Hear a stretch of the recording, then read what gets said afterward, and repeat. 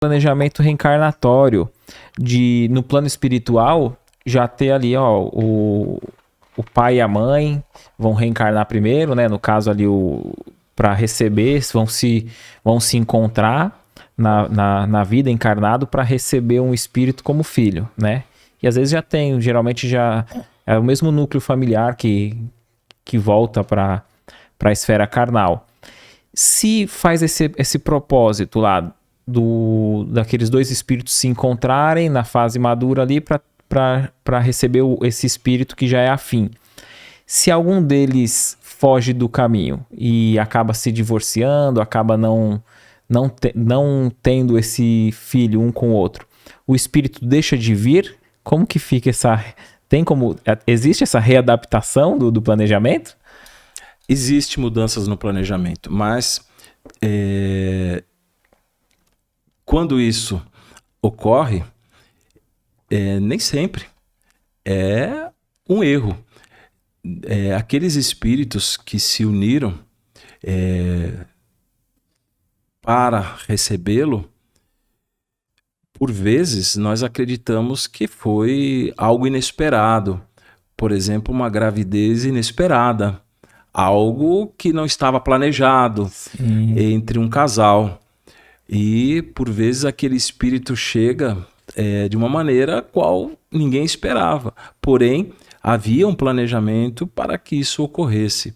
Perfeito. E o planejamento ele é muito mais extenso do que nós imaginamos. Então, nós pensamos de uma maneira muito simples, imediata, entre dois espíritos que receberam um outro. Vamos lá. Aquele espírito que chegou ali, ele pode ser que seja um espírito familiar e possa ser que não. Aqueles dois espíritos, aquele casal que tiveram aquele filho, há um compromisso entre ambos para gerar aquele corpo e receber aquele espírito. Possa ser que eles não fiquem junto, aquele casal, mas o compromisso foi feito. Que era gerar aquele corpo, aquela criança, para que aquele espírito reencarnasse. Aí o processo ele se dá de uma outra maneira.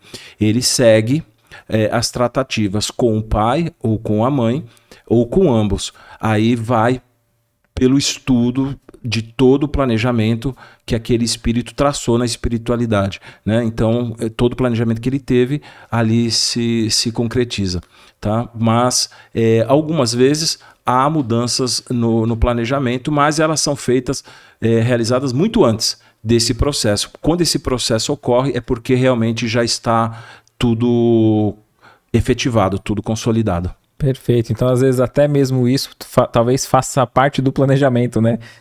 A gente, com a visão limitada aqui terrena, não tem como saber o que foi acordado antes, né? Você pode ver, Éder, que, por exemplo, há casos que o casal se relaciona, nasce a criança, ela reencarna e o casal não fica. Mas essa mãe conhece uma outra pessoa que não é o pai biológico e esse pai biológico assume a responsabilidade de criar, educar e levar à frente aquela criança que biologicamente não é seu filho a uma condição como se assim o fosse. De vezes e por vezes o tratando muito melhor até como se pai biológico fosse. Então ali nós enxergamos o compromisso daquele espírito que está ali para acolher aquele outro que reencarna como pai. E nós observamos que em grande parte ele tem um sucesso muito grande nesse processo de responsabilidade sobre aquele espírito que lhe chega como um filho não biológico. É importante que nós tenhamos isso com aquela máxima, né? Muitas vezes, pai ou mãe é aquele que cria e educa. O que você achou desse corte? Coloca aqui nos comentários a sua opinião sobre esse tema. Para ver o episódio completo, é só pesquisar Recomeçar Podcast Espírita. E caso tenha ficado alguma dúvida sobre a doutrina espírita, é perfeitamente normal. Procure ler as obras de Allan Kardec.